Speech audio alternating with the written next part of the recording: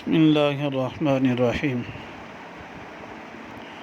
الحمد للہ وحدہ والصلاة والسلام علی رسول اللہ اما بعد 15ویں شعبان کی رات قیام کرنا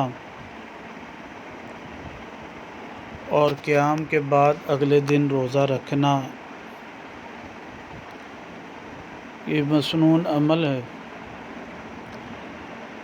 اس کے بارے میں سنن ابن ماجہ میں روایت مبارکہ آتی ہیں۔ راوی حضرت علی رضی اللہ تعالیٰ عنہ ہیں۔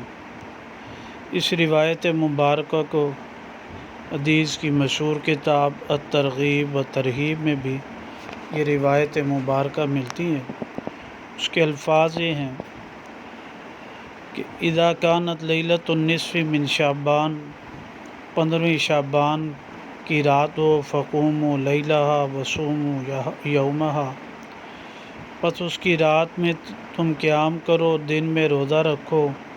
فإن اللہ تبارک و تعالی ینزل فیہا، بے شک اللہ تعالیٰ اس رات میں اترتے ہیں لغروب الشمس الی السماء الدنیا، سورج کے غروب ہونے کے وقت آسمان دنیا پر، فیقول، پس اعلان کیا جاتا الا من مستغفر فاغفر لہ، کیا ہے کوئی تم میں سے کوئی بخشش طلب کرنے والا کہ میں اس کی بخشش کر دوں۔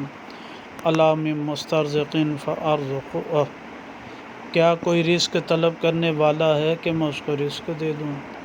الا من مبتلا فاعافیہ، سنو کوئی مصیبت زدہ جو مجھ سے عافیت مانگے میں اس کو عافیت دے دوں۔